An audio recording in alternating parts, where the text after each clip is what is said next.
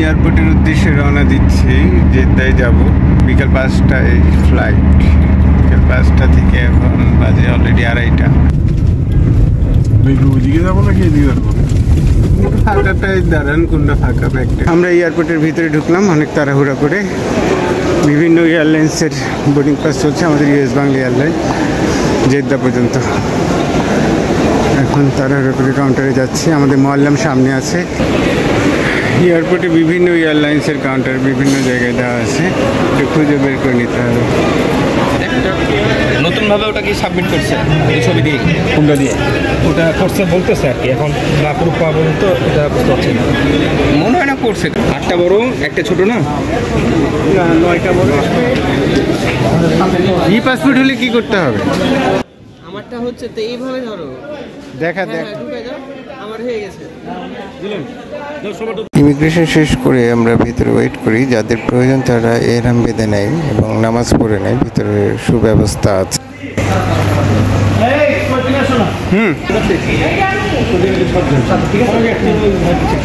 আমারটা আমার কাছে আছে। চলো চলো চলো। এই যে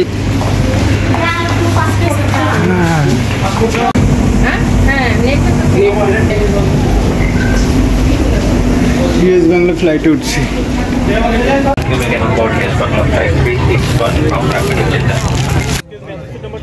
25 না, আমি এই পারে সিট তো। প্লেন টেক অফের আগে আমাদেরকে কিছু স্ন্যাক্স দেয়, নাস্তা দেয়। একটা স্যান্ডউইচ দিছে, একটা কেক দিছে, আর পানি নাকি, আর একটা পানি দিছে। এই তো। ও আর এই কম্বল দিছে একটা কম্বল, আর কম্বলের সাথে তার কিছু বালিশ একটা। টেক অফের সময় সবার ভিতরে একটা ভয় কাজ করছিল। সিটটা খুবই কনজেস্টেড। প্লেনে উঠে কাঁদছে না তো?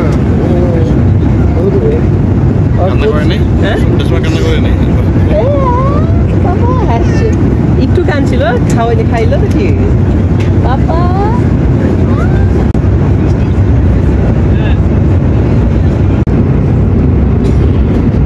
এই মাত্র জুস দিয়ে গেল। জুসটা কেমন লাগলো?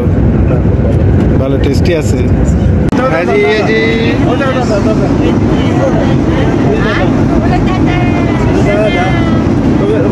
প্রতিটা সেকশনে 4টা করে ওয়াশরুম আছে। বাম পাশে 2টা, ডান পাশে 2টা। আপনাকে ওয়াশরুমটা আমি দেখাচ্ছি।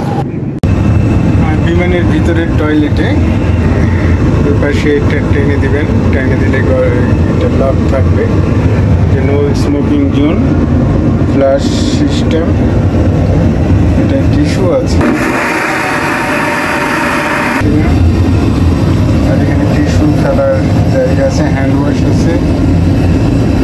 এই তো এখন রাতের খাবার দিয়ে দিচ্ছে। কেক, বাটার, এটা পাউরুটি আর কি, আর একটু পানি, চামচ। খেতে কেমন লাগে?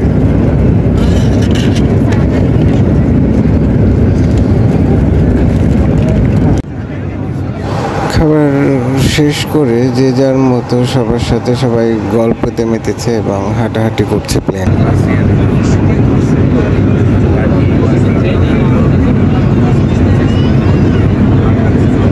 প্লেনের ভিতরে আমরা এহরাম বাঁধি। নির্দিষ্ট দূরত্বের আগে প্লেন থেকে অ্যানাউন্সমেন্ট করে এহরাম বাঁধার জন্য।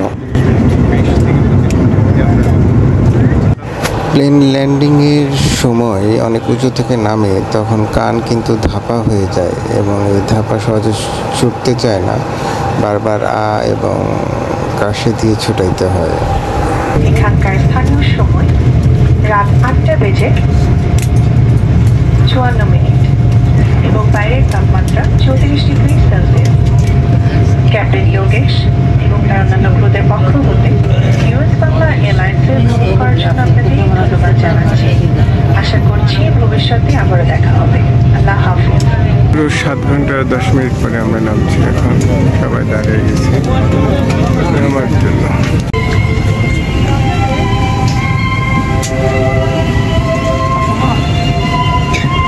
এই ভাইটার মালিব্যাগ থেকে টাকা হারিয়ে গেছে, এই জন্য উনি সকলের কাছে সাহায্য নিচ্ছে। আমার বড় ভাইও ওনাকে কিছু টাকা সাহায্য করছে।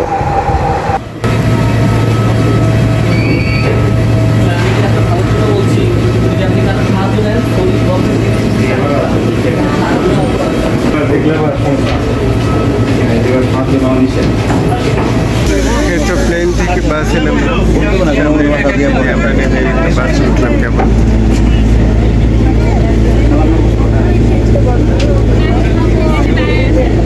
বাসে করে যাচ্ছি, এই আমাদের তাহিদ দাঁড়িয়ে আছে, হাজি মানুষ।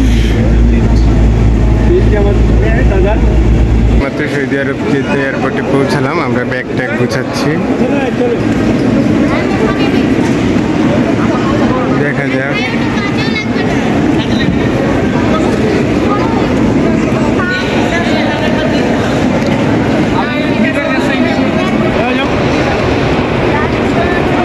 এদিক দিয়ে আসলাম, হাতের ডান পাশেই আপনার সবাই সিম বিক্রি করতেছে। আমরা এখানে সবাই সিম কিনতেছি। এখানে কয়েকটা মোবাইল কোম্পানির সিম বিক্রেতারা আছে, অনেকে সিম বিক্রি করছে, তবে মনে হয় এসআইসি কোম্পানিটা ভালো। আচ্ছা, এখানে আমরা বিভিন্ন এজেন্সির বাস দ্বারা আছে এবং ওনারা এটাতে সাপোর্ট করছে আপনি কোন এজেন্সি, ওই অনুযায়ী আমরা বাসে উঠে যাচ্ছি। ভিসাটা কার কাছে আছে আমাদের? যাচ্ছে, হ্যাঁ ভাই।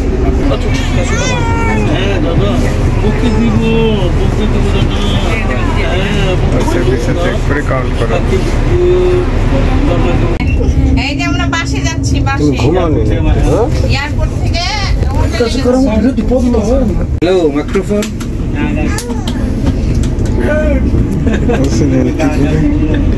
আমরা এয়ারপোর্টের বাইরে বেরিয়ে যাচ্ছি। আমি একটু দেরি হয়েছে এয়ারপোর্টে, বুঝছেন? আমার আজকের খাবারটা কি রেডি আছে?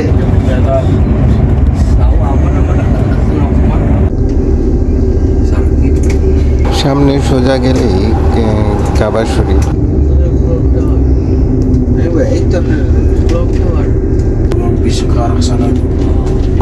আমাদের বাসে আর একটা গ্রুপ ছিল, ওনাদেরকে প্রথমে হোটেলে নামিয়ে তারপরে আমরা যাব।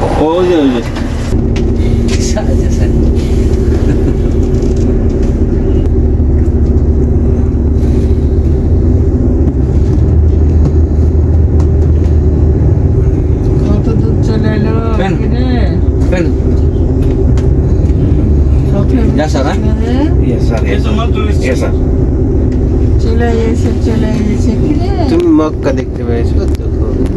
সামনে কত হাজি যাচ্ছে।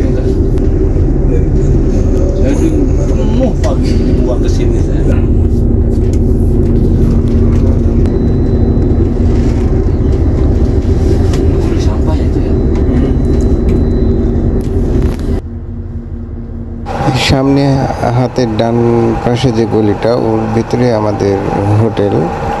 এখন আমরা হোটেলে উঠবো। পাঁচটা বেড আছে, প্রতিটা বেডের সাথে একটা করে তোয়ালা, কম্বল এবং একটা করে বালিশ দেওয়া আছে। ওয়াশরুমে গিজার আছে, টিভি আছে, ফ্রিজ আছে, এসি আছে, কিন্তু ফ্যান নাই, কাপড় শুকানোর কোনো জায়গা নেই।